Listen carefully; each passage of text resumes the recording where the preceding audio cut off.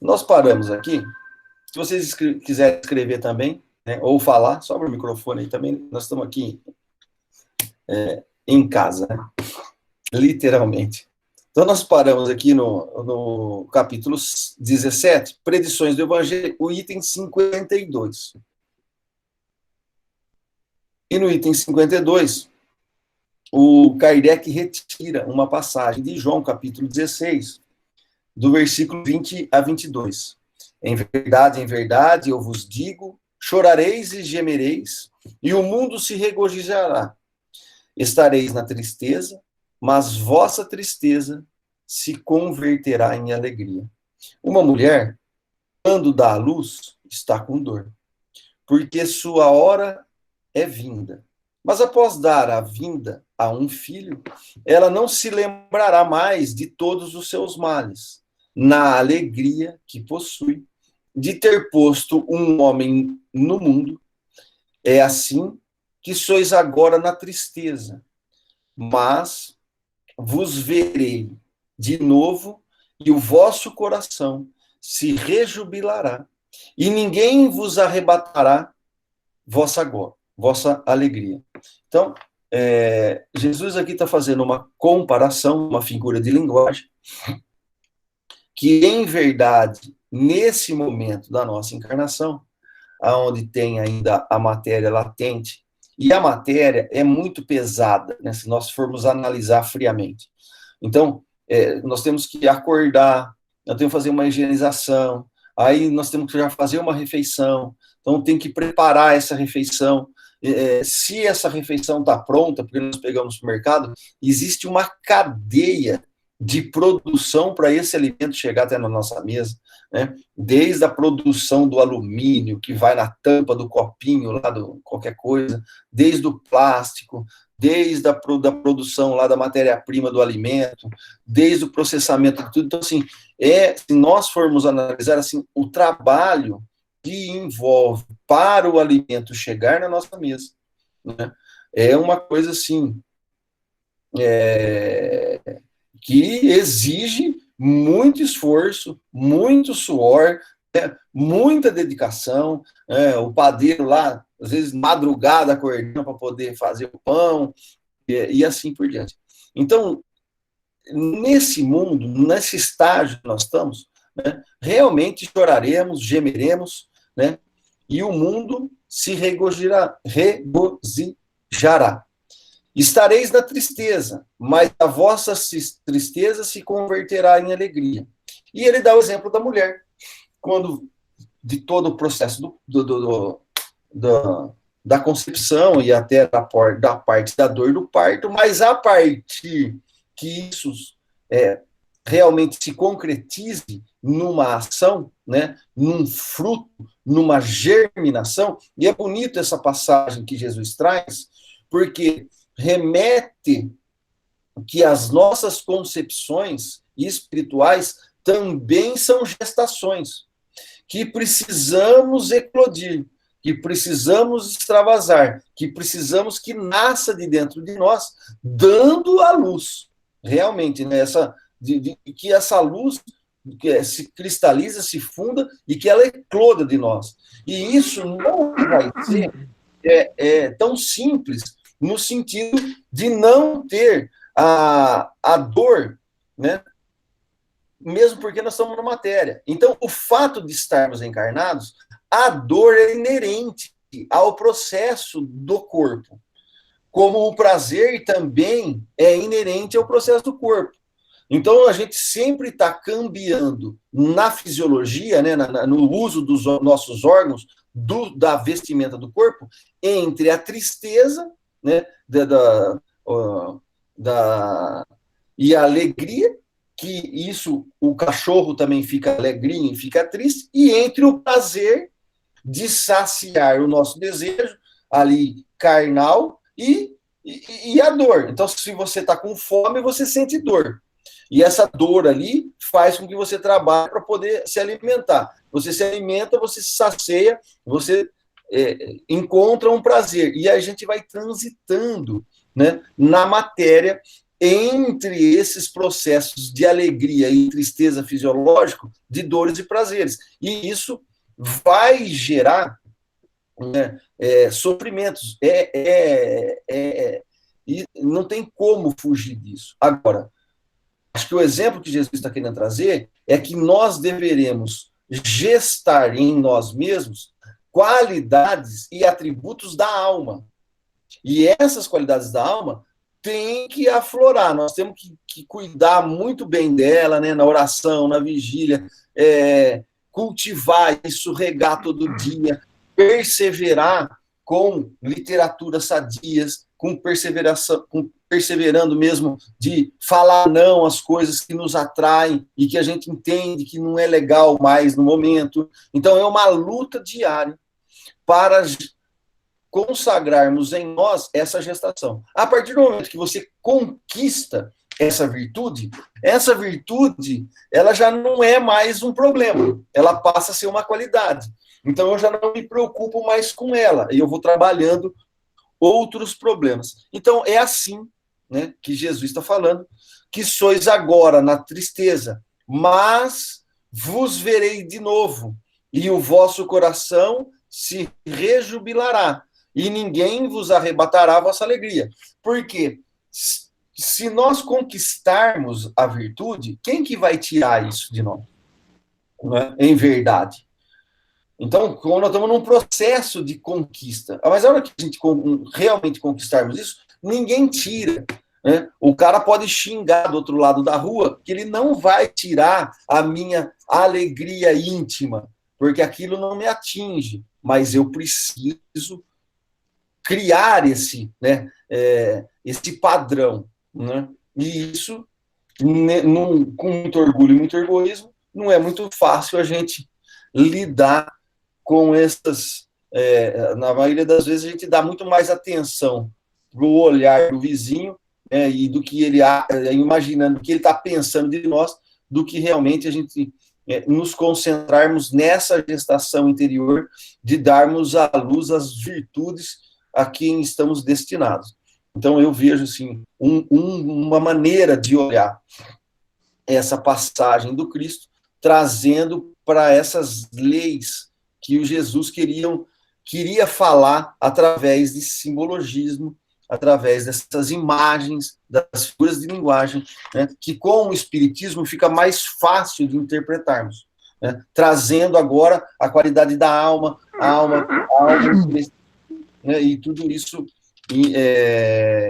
a gente não perdendo essas qualidades. No item 53, surgirão vários falsos profetas que seduzirão muitas pessoas, e porque a iniquidade proliferará, a caridade de muitos se resfriará, mas aquele que perseverar até o fim será salvo. E esse evangelho do reino será pregado em toda a terra para servir de testemunho a todas as nações. E é então que o fim chegará. Então, entendo também que Jesus está ali naquela, trazendo essas dificuldades que vão acontecendo dentro de um planeta que temos ainda de muita prova e expiação, aonde falsos profetas se encontram em vários segmentos da sociedade, não só no segmento religioso, né, mas também com falsas promessas, com falsas propostas filosóficas, querendo mais aprisionar do que libertar o povo. Porque a proposta do Cristo, eu vejo que é uma proposta de liberdade, de ação individual, aonde o livre-arbítrio, Jesus faz questão de não cercear. Vá e não erres mais. Ele não dá regra de conduta. Em nenhum lugar eu acho isso. Faça 3 Pai Nosso, 15 Ave Maria, faça isso, faça aquilo. Ele sempre procura apontar para a liberdade de ação e que as nossas decisões saiam do pecado. E pecado ali no hebraico é não errar o alvo, né? Não erre a meta. E a meta ali é a legislação divina. Então, que a gente pudesse fazer o certo, o correto, né, o bom, o belo, né, o melhor em todas as nossas ações, amando sempre a Deus acima de tudo e ao próximo como a nós mesmos.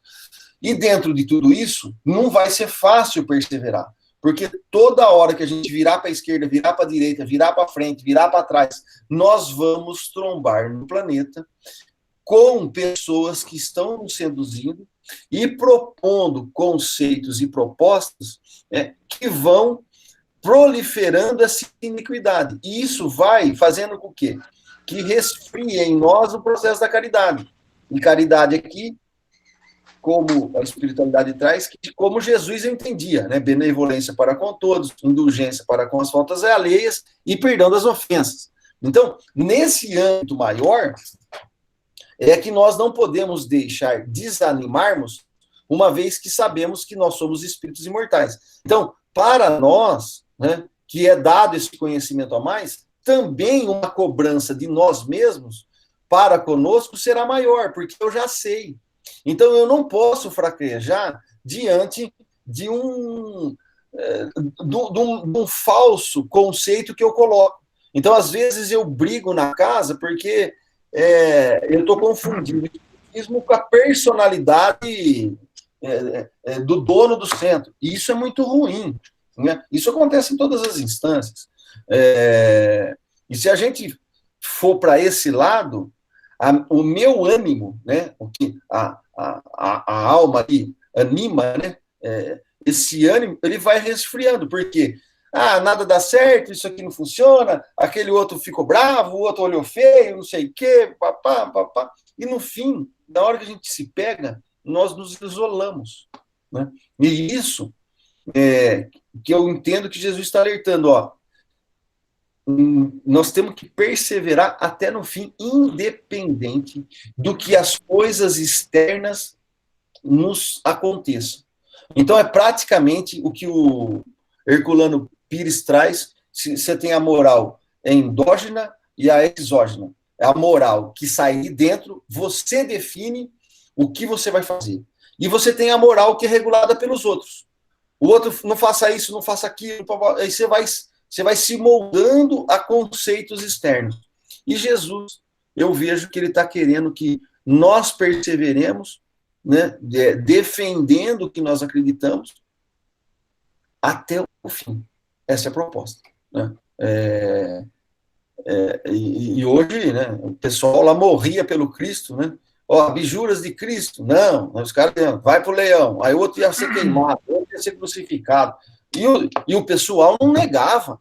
Né? É uma coisa assim, você começa a ler o Evangelho e as passagens que Humberto de Campos nos trazem, tem lá, depois o Irmão X, né? Eles vêm trazendo essas histórias, e mesmo os romances de Emmanuel, quer dizer, é um negócio que eu vejo muito isso. Então, o mundo vai se amoldando no conformismo e nós vamos resfriando a nossa potencialidade. Então, a coisa vai acontecendo, tudo vai passando por cima e o negócio fica do jeito que o diabo gosta, né, no sentido literal do termo, fazendo as orgias da carne e só priorizando o que é do físico e abafando da maior maneira possível o que seria potencialidades da alma. Então, isso é muito ruim. Né? Esse quadro, continua aqui, do fim dos tempos, é evidentemente alegórico, como... deixa eu só ver se era 53? 53 e 54. Esse quadro do fim dos tempos é evidentemente alegórico, como a maior parte daquilo que apresentava Jesus. As imagens que contém são de natureza, por sua energia, que impressione as inteligências ainda rudes, para impressionar essas imaginações pouco sutis. Então, o que Jesus queria fazer? Quais são os atributos da alma? Imaginação, vontade, raciocínio, né?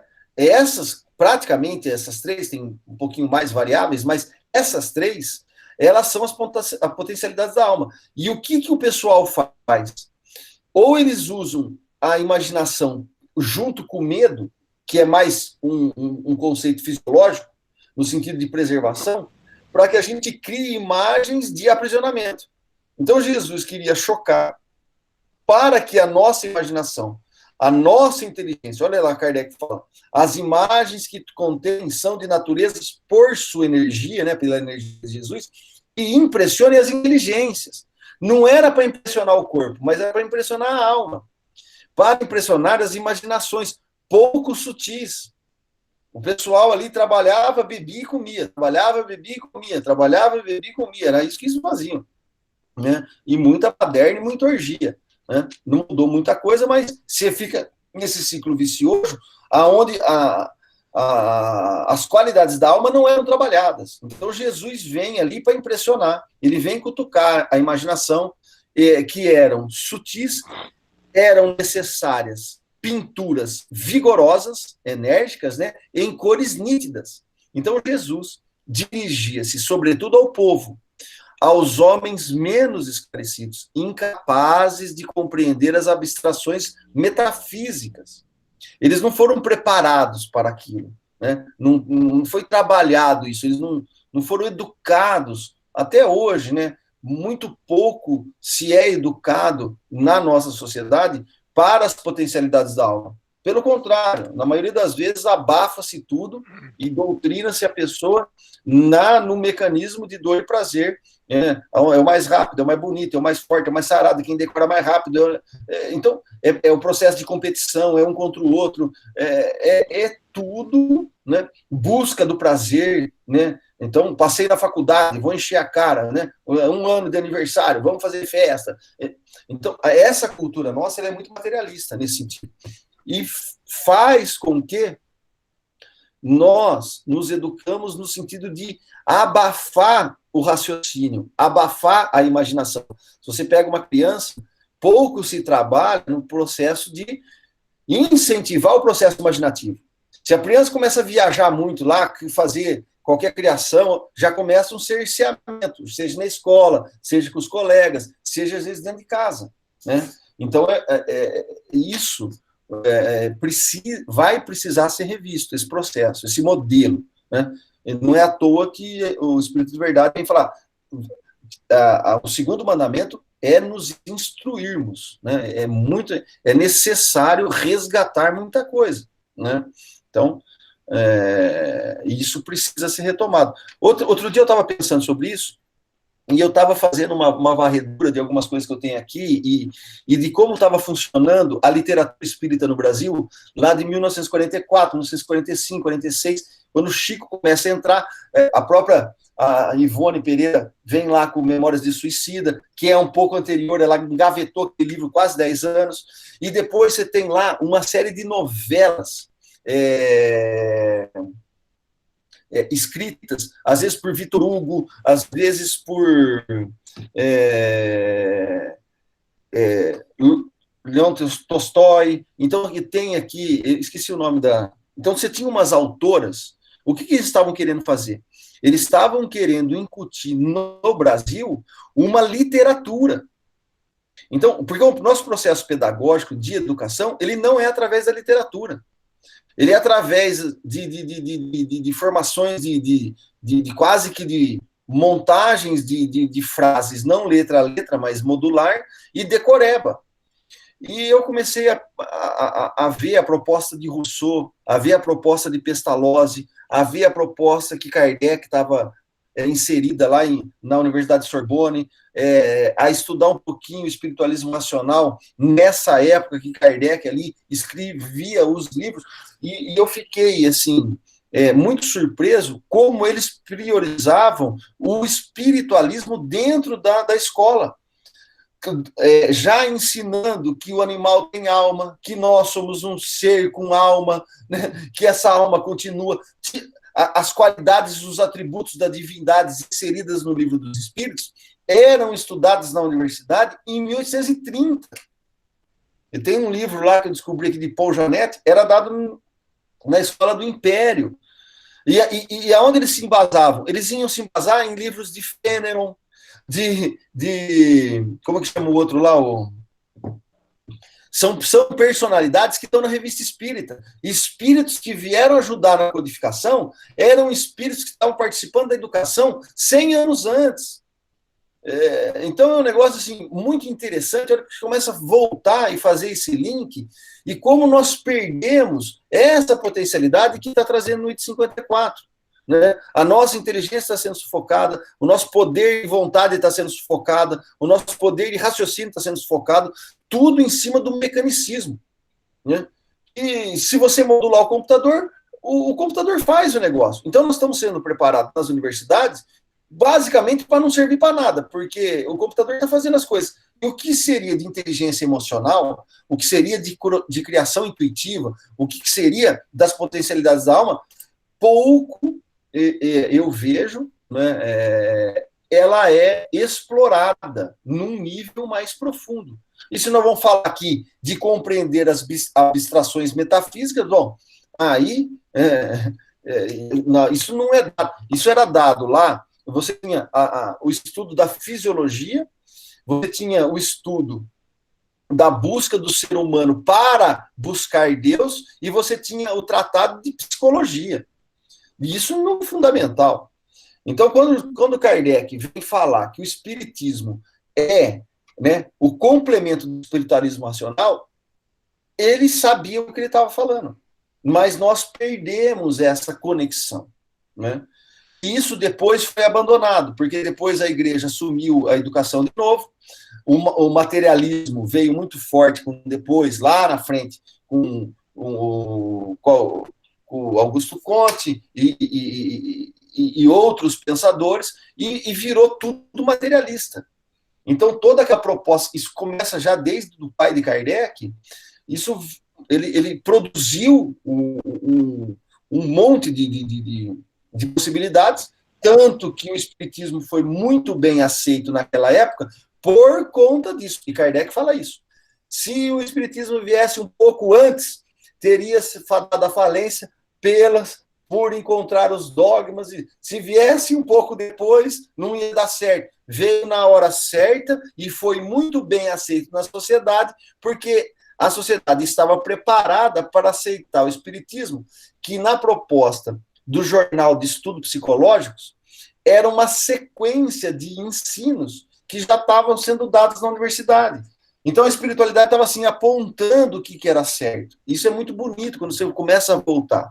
Então eu vejo que essas pinturas vigorosas, de cores nítidas, que Jesus queria nos impressionar, a imaginação ainda pouco sutis, é o que eu acho que nós ainda precisamos despertar em nós mesmos. Né? Então, homens menos esclarecidos, incapazes de compreender as abstrações metafísicas e assimilar a delicadeza das formas para chegar ao coração. Era preciso falar aos olhos com o auxílio de traços materiais e aos ouvidos pelo vigor da linguagem. Então, se utilizava de tudo isso para chocar o fisiológico, mas para atingir o espírito. Por uma consequência natural dessa disposição do espírito, o poder supremo não podia, conforme a crença de então, manifestar-se senão por coisas extraordinárias. Eram da crença geral que as coisas só poderiam acontecer fisicamente falando, né? Essas coisas extraordinárias. Não precisaria acontecer lá um fenômeno qualquer, né? E era isso que eles esperavam de Jesus. Né? Fenômenos espetaculares, extraordinários, sobrenaturais. Quanto mais fossem impossível, melhor seriam aceitas como prováveis. E muitas vezes, muitos querem buscar no espiritismo fenômenos espetaculares, né? Fenômenos de transporte, fenômenos de materialização, fenômenos disso, fenômenos daquilo, cura disso, cura daquilo. E tem na série de André Luiz um relato onde um orientador espiritual fala assim: André, enquanto no mundo colaboradores que adentram a casa espírita estão procurando os espetáculos piracotécnicos, ele fala desse jeito, né?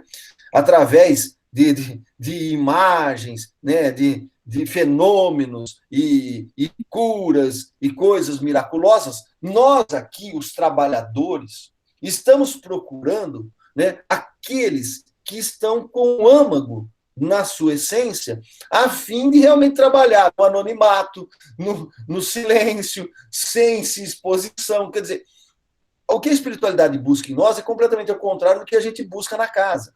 Eu estou falando a nível geral, né, do que acontece no movimento espírita. Mas por quê?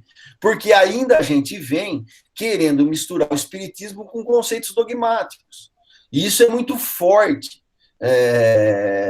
Até o ano passado, até 10 de agosto de 1990, até o ano passado, a FEB estava publicando as obras dos 4 evangelhos de Rustang. Quer dizer, é um negócio que você fala assim, mas não cabe, porque é uma teoria completamente oposta à proposta do espiritismo. Então, por quê? Porque quer buscar ali um Jesus que não reencarnou, quer buscar um Deus punitivo, quer buscar um Deus que está vigiando, quer buscar um Deus vingativo, quer falar que a gente reencarna por culpa, castigo e vamos sofrer eternamente, não sei que temos que passar por umbral. Então, essas teorias, né, elas ficaram muito presentes por esses conceitos de querermos cada vez mais sobrenaturais, mais extraordinário, quanto mais impossível for, né, parece que é melhor aceito pela massa. Então, o Filho do Homem, vindo sobre as nuvens do céu, como uma grande majestade, cercado de seus anjos, e ao barulho das trombetas, parecia-lhes bem mais imponente que um ser investido somente de um poder moral.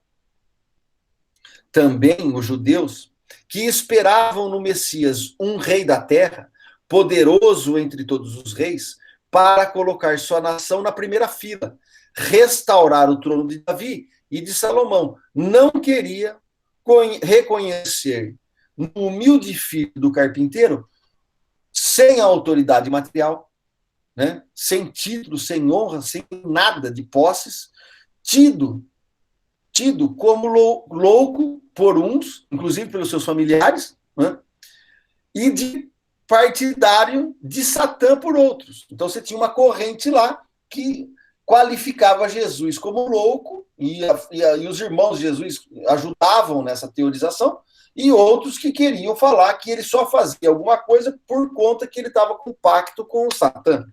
Né? Então não podia compreender um rei sem palácio, e cujo reino não era deste mundo. Entretanto, esse pobre proletário da Judéia tornou-se o maior entre os grandes. Ele conquistou, com sua soberania, mais reinos que os mais poderosos potentados, somente com sua palavra. E alguns miseráveis pescadores, né? 12 aí no caso, juntando ali o Levi, né? O contador de impostos lá, o tomador de impostos, ele revolucionou o mundo. E as graças a ele, e é graças a ele que os judeus tiveram sua reabilitação. Então, diante de tudo isso, o imaginário que a população esperava e o que Jesus propôs era completamente oposto. E eles não entenderam nada e não aceitaram. E prenderam Jesus como um revolucionário que queria quebrar a ordem, a harmonia e a paz. E por isso que ele foi crucificado. Ele foi crucificado não com 2 ladrões, mas com duas pessoas que estavam querendo dar um golpe de Estado na época. Então ele foi pegado ali, e quando Judas vai vender Jesus, ele estava por trás dessa turma que queria essa revolução. Né? Isso é contado por Humberto de Campos, ali, Psicografia do Chico. Então, mais ou menos, é o que está acontecendo com o espiritismo hoje, às vezes, pouco estudado, e o movimento espírita vai enxertando um monte de coisa, que nós vamos trazendo um Deus e um Cristo que não tem muito a ver com a proposta inicial do próprio Jesus e nem do próprios espíritos.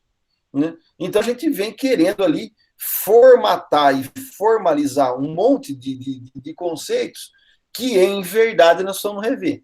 Né? Então, isso é uma coisa que só a instrução, só o estudo aprofundado vai fazer com que a gente comece a perceber a essência primeira do Espiritismo. Né? Então, isso algumas coisas nós vamos precisando aí devagarzinho tentar ajustar para que a gente não crie nos nossos conceitos condições de aprisionamento ou de esperar alguma coisa da espiritualidade que ela não pode dar, porque senão nós vamos ser igual o pessoal aqui da época. Nós estamos esperando coisa da casa espírita e dos espíritos que não é a proposta deles. Não é? E aí o erro não está neles, o erro está na nossa interpretação, na nossa análise, no que nós estamos fazendo enquanto conceitos de rever. Nós estamos em poucas pessoas aqui, eu já comentei isso, mas é uma coisa que está me chamando muita atenção. Nós vamos entrar no livro dos médiuns. A primeira página do livro dos médiuns está escrito lá, na tradução que eu tenho aqui, Guia dos Médiuns e... Aqui. Livro dos Médiuns, né? Guia dos Médiuns e dos Doutrinadores. Primeira folha, segunda linha. Dá para ver aí? Aí eu fui no original. Eu falei, mas que raio de coisa que é essa? Porque eu não encontro esse negócio de doutrinador. O que é um doutrinador? É impor no outro uma doutrina praticamente quase que à força. Então, lá no original está escrito o seguinte: Guia dos Médiuns e dos Evocadores. Bom, eu falei, aí muda todo o conceito. Porque se você evocar um espírito pela prece, pela oração, né, nós já estamos pensando, nós estamos evocando. E você, com esse conceito de evocador, você vai ter um diálogo com o espírito com uma humildade. Se eu vou dialogar com o espírito já com a presunção de doutriná-lo, quer dizer, nós não entendemos nada. E eu não sei por que carga d'água, vou ter que fazer um estudo aqui, por que aqui no Brasil se traduziu desse jeito. Quer dizer, então, nós estamos com a visão de querer transformar o espiritismo numa religião universal, de querer impor a força a doutrina a todo custo, né? E é uma coisa assim que até uma menina perguntou lá no domingo, né? Mas precisa falar em voz alta para os espíritos escutarem? Não precisa de nada disso. Pelo pensamento, eles já sabem tudo que está acontecendo. Quer dizer, então como é que nós vamos falar alguma coisa numa reunião mediúnica e nós estamos vibrando e pensando outra? A espiritualidade está rindo da gente, né? Então, são esses tipos de conceitos que às vezes me preocupa, que parece, ao primeiro olhar, banal, bobinho. Mas se nós pegarmos as propostas filosóficas por trás que nós estamos defendendo, é uma coisa que nós precisamos rever. Né? Então, aí vai do passe forte, passe fraco. Bom, nós vamos para um monte. Por que eu estou falando isso? Porque nós estamos, às vezes, interpretando o Espiritismo como o que Kardec está colocando aqui no item 54. Né? Então, precisamos, eu acho que rever algumas coisas e ajustar, né? Fazer pequenos ajustes e continuar, seguir. É de se notar que, entre os antigos, os tremores de terra e o eclipse do Sol eram símbolos obrigatórios de todos os acontecimentos e presságios sinistros. Todos os profetas usavam os astros e os movimentos climáticos do planeta para atemorizar ou para impor simbologismos, signos, né, ter significados de presságios e de acontecimento e de poder. Então, eles eram medidos dessa maneira. Nós os encontramos na morte de Jesus, na de César e em uma quantidade de circunstância da história do paganismo. Se esses fenômenos fossem produzidos tão frequentemente como se conta, pareceria impossível que o homem não o tivesse conservado na memória por tradição. Nisso acrescentemos também as estrelas que caem do céu, como para testemunhar às gerações futuras mais esclarecidas que se trata de uma ficção, já que se sabe que estrela não podem cair. Não é? Aí Kardec está usando aqui de toda parte, e aí ele era ajudado por Camilo Flammarion, que era, na época de Kardec, um jovem promissor médium, ele usa esse termo na Revista Espírita, que ele adota a obra de Camilo Flammarion e insere possibilidades teóricas aceitas na época na escola. E ele coloca isso na Gênesis, né? Lá para trás, nós estamos no fim aqui, mas ele coloca, e só que ele é alerta. Isso que estamos inserindo, tiramos do livro de Camilo Flammarion, e se por acaso a ciência mostrar que algum desses pontos estejam errados, fiquem com a ciência e deixem esse ponto por trás. É nesse capítulo que ele fala isso. Porque ele sabia que ele estava inserindo uma coisa de um ser encarnado que estava fazendo um estudo e era reconhecido na universidade como um dos maiores representantes daquela cadeira na época. Então, por isso que ele adota a obra e por isso que ele insere na Gênesis. Só que ele alerta sobre isso. E eu já vi palestrantes renomados falando que a Gênesis precisa ser descartada porque Kardec errou na Gênesis. Bom, eles não leram a Gênesis direito. Porque lá na teoria, Camilo Flammarion vai propor uma teoria da Lua, que a Lua era como se fosse um João Bobo, e ela rodava com o eixo para trás, assim, só ficava só uma face. E isso caiu por terra, ele estava errado nessa teoria, né? E o pessoal quer invalidar a obra inteira da Gênesis, às vezes, por um negócio que Kardec colocou. Então, tem muito ainda, pega coisa solta, não tira do contexto. Então, nós precisamos estar bem atento ao que nós estamos fazendo. Né?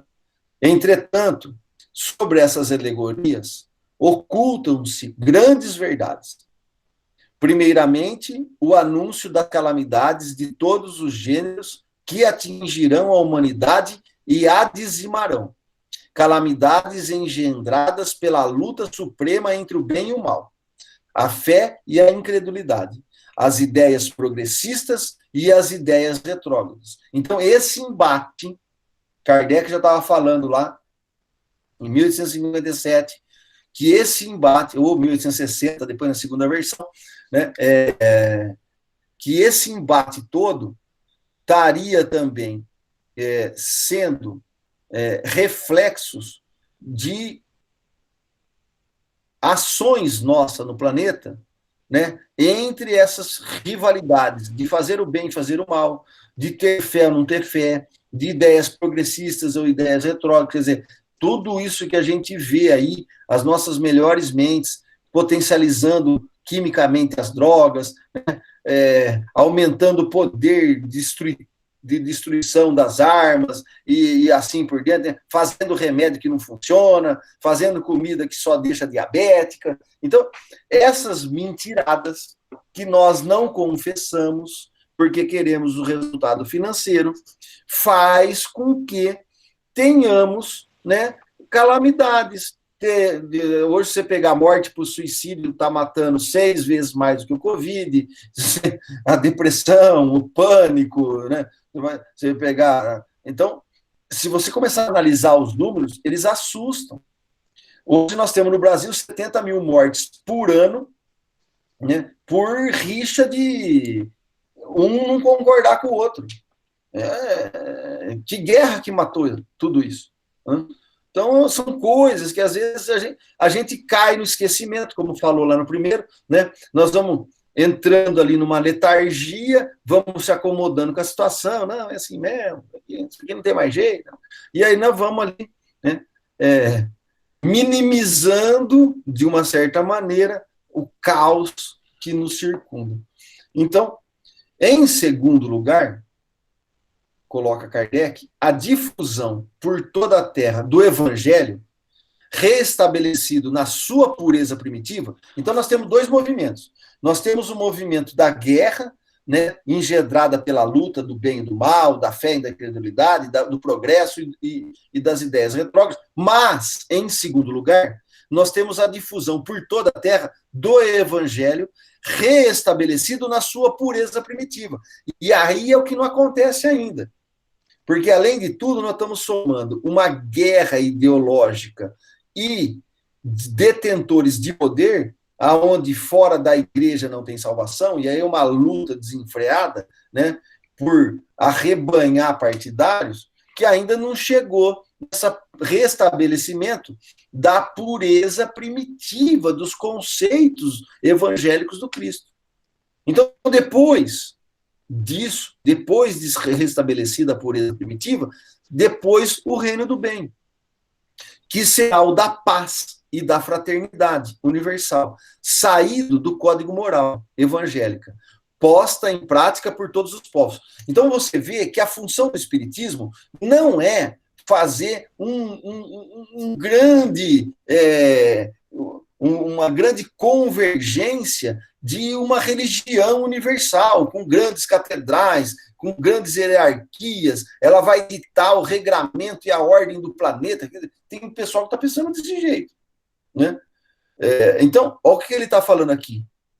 Que depois, em segundo lugar, após a difusão por toda a terra do evangelho restabelecido na sua pureza primitiva, é isso que a função do espiritismo é restabelecer o evangelho de Jesus na sua pureza primitiva. Depois que a gente conseguir fazer isso, em cada coração, nós vamos implantar o reino do bem. Quem vai implantar o reino do bem? A instituição? É a Igreja Católica que vai implantar o reino do bem? É o partido A, B ou C que vai implantar o reino do bem? Não é a instituição, não faz nada. Quem faz é o ser humano individual. É isso que o Espiritismo, eu vejo, vem falar aos corações. A reforma individual. Restabelecer a pureza primitiva dos conceitos de Jesus, para que, nas nossas ações após isso, reine o bem em nós. E aí, reinando o bem em nós, nós produziremos e construiremos o reino da paz e da fraternidade universal. Saída de onde? Do código moral evangélico. Então, a proposta do Espiritismo é implantar o código moral evangélico e não implantar uma religião. Tem um livro de Emmanuel chamado A Religião Espírita. Né? Se vocês puderem ler, vai lá, vai ler lá. Você vai ver que os conceitos não são esses que às vezes eu vejo o movimento espírita querer forçar um caminho que eu acho que estão tudo doido quando eu vejo esse lado acontecendo, né? Essa corrente, essa tensão de querer doutrinar todo mundo. Não, nós somos a religião melhor do planeta, todo mundo tem que aceitar o espiritismo, quem vai à igreja católica não pode entrar dentro do centro espírita.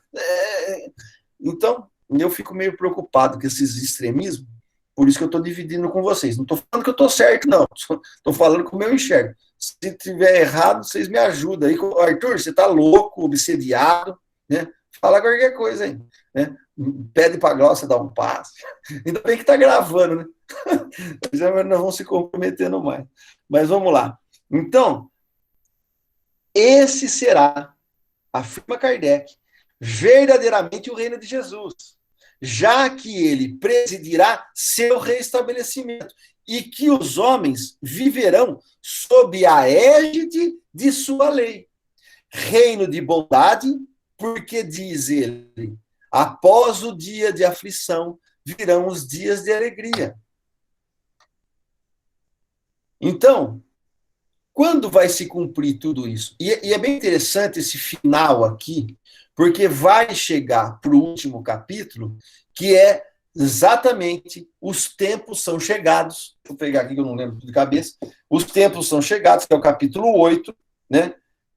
Sinais dos tempos e os tempos são chegados, que vai ser o último capítulo aqui que a gente vai estudar da obra. Então, Kardec já está apontando para onde vai isso e qual que é a finalidade, né, máxima do Espiritismo. É que o reino, em cada ser humano, seja implantado sobre as bases do código moral. É isso. Então ele não está falando assim, o muçulmano precisa deixar de ser muçulmano, o esquimó precisa deixar de ser esquimó, o cara lá da Índia precisa deixar de... Então não tem sentido, né? Cada região, cada situação requer uma condição de vida diferenciada. Não podemos viver igual o cara lá do Alasca. Então, né? Precisamos olhar isso com carinho, entender qual que é a proposta. Quando se cumprirão essas coisas? Ninguém o sabe de Jesus, nem mesmo o Filho. Mas quando o momento chegar, os homens serão advertidos pelos indícios precursores. Esses indícios não estão nem no Sol, nem nas estrelas, mas no estado social e nos fenômenos mais morais que físicos. Então, o pessoal está esperando o planeta acabar, né? O tsunami vir, a peste invadir, tudo isso é fake, né? Vamos usar a linguagem agora. Não é assim. Esses indícios não estão nem no Sol, nem nas estrelas, mas no estado social e nos fenômenos mais morais. É interno a revolução. Esses tempos chegados, ele é interior. São nos fenômenos morais que eclodem e que nós estamos gerando, e nós somos parir tudo isso. Por isso a simbologia lá da mulher que está parindo. É muito forte, eu vejo essa relação, né? Então, é pelos fenômenos mais morais que físicos, e que, em parte, podem ser deduzidos de suas alusões. Olha só. Da onde a gente vai deduzir tudo isso? De suas alusões. É bem certo, continua Kardec, que essas mudanças não podiam se operar durante a vivência dos apóstolos. De outra forma, Jesus não teria podido ignorá-los. E, aliás, tal transformação não poderia se cumprir em alguns anos. Entretanto, ele lhes fala como se eles devessem ser testemunha. Então, Jesus está falando para o ser imortal, que vai acontecer com todos nós. Quando vai ser isso? Nem Jesus sabe, mas Deus, porque eu tenho para mim que isso acontece diariamente em cada coração, essa transformação. Porque independente da condição financeira, material ou física que estamos reencarnados, todos nós temos a condição de despertar para isso.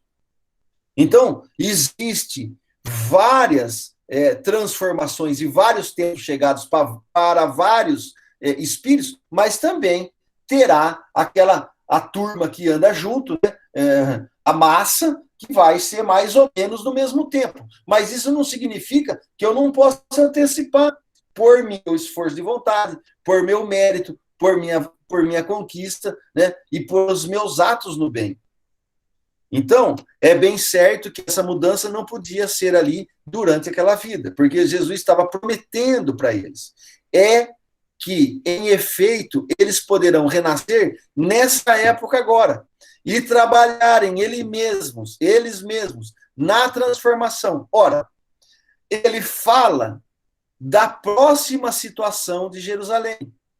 E, ora, ele toma esse fato como ponto de comparação para o futuro. Então, nós temos vários exemplos e conhecemos alguns personagens que já reencarnaram, que são até anteriores a essa época. Existe uma passagem que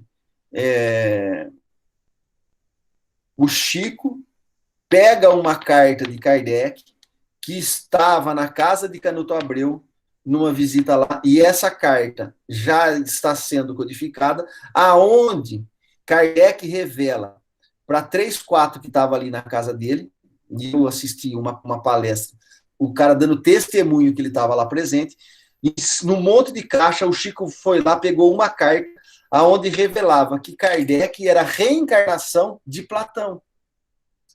Né? Se é ou se não é, daqui a pouco nós vamos descobrir que tem mais de 2.000 cartas sendo catalogadas, verificadas, com colaboração com grandes personalidades, inclusive gente que estudou lá na Sorbonne. Isso está sendo feito uma parceria com a Universidade de Juiz de Fora. Se vocês entrarem lá, Universidade de Juiz de Fora, carta de Kardec, tem já 50 cartas traduzidas, né, atestadas da época, já sacramentadas. Tem o Charles Camplin, é o presidente da Federação Espírita da França. Ele entrou na revista de Le Marie, né, na livraria que ficou para Le Marie. Ele conseguiu mais 1.000 e tantas cartas que estava em posse lá de um dos herdeiros. Eles cederam lá, eles fizeram a parceria. Também está fazendo a parceria com a Universidade de Juiz de Fora. Então, tem muita coisa aí acontecendo, né? Para quê? Para reestabelecer as propostas do Evangelho nas suas bases primitivas. Essa é a função. Né? Essa que é a ideia que vai acontecer. Né? Então, tem mais essa aqui? Vamos acabar isso aqui. E o fim do mundo que Jesus anuncia pela sua nova vinda, quando diz: quando o evangelho for pregado por toda a terra, é então que o fim chegará. Que fim que ele está falando? Talvez é o fim dos tormentos, o fim das dores, o fim de tanto sofrimento, né? De não ter que passar mais por tantos erros. Né? Não é racional supor que Deus destruísse o mundo, fala Kardec, precisamente no momento em que ele entrará na trilha do progresso moral. Quer dizer, vai chegar aos fins dos tempos, a Terra vai se explodir justamente na hora que o Evangelho de Jesus vai ser pregado aos 4 cantos do planeta. Não tem sentido. Nada, aliás, continua Kardec, nas palavras do Cristo, indica uma destruição universal, a qual, em tais condições, não seria justificada. A prática geral do Evangelho, devendo causar melhoria no estado moral dos homens, causará por ele mesmo o reino do bem. Olha que lindo. A prática geral do Evangelho, devendo causar melhoria no estado moral dos homens, causará por ele mesmo, quer dizer, os homens causarão por si mesmo o reino do bem e ocasionará a queda do reino do mal. Porque aí eu estou sobrepondo todos os atos mal por atos bons. Quem vai fazer isso? Eu. Vocês. Não é um negócio, uma varinha, né? Não, Jesus desceu agora, ele abençoou todo mundo e todo mundo se transformou do dia para a noite. Não é assim. É isso que Kardec está falando. Né? Então, é cada um que melhorar o seu estado moral vai melhorar o reino em que vive e em que habita. E esse vai ocasionando a queda do mal que tem em si, trocando pelo bem. É, pois, o fim do velho mundo, do mundo governado pelos prejulgamentos, pelo orgulho, pelo egoísmo, pelo fanatismo, pela incredulidade e todas as más paixões, Você percebe que toda vez que Kardec vai, eu já fiz esse exercício em várias obras, você pega lá no Kardecpédia, puxa paixões. Toda vez que Kardec usa paixões, ele está linkando ela com os instintos e o desregramento de comportamento. Paixões aqui, ele sempre está trazendo para o lado pejorativo, no sentido de que a gente está abusando das nossas potencialidades. Né? Então, aos quais o Cristo faz alusão quando diz: quando o evangelho for pregado por toda a terra, é então que o fim chegará. Mas esse fim ocasionará uma luta. E é dessa luta que surgirão os males que ele previu. Por quê? Jesus está falando assim, não vai ser fácil, porque tem a turma que não quer, né, deixar de se beneficiar com o conforto e com a matéria, e eles não vão ceder fácil. Então vai ter o embate. Né? Espero que esse embate seja mais verbal e menos briga, menos sangue, menos morte. Né? Mas essa é uma esperança que a gente tem que levar nas nossas ações. Que eu possa implantar o bem, a transformação moral que me cabe, da maneira mais branda, porém enérgica, que eu dê conta de fazer, sem matar o companheiro, né? Ou o próximo. Então, esse é o desafio. Então, eu vejo, nós vamos parar por aqui, nós vamos continuar aqui na 59, semana que vem. Deixa eu já pegar aqui, já coloco aqui. Então, eu queria agradecer a oportunidade de a gente estar lendo aqui junto e, de certa maneira, avançando com algumas ideias, né?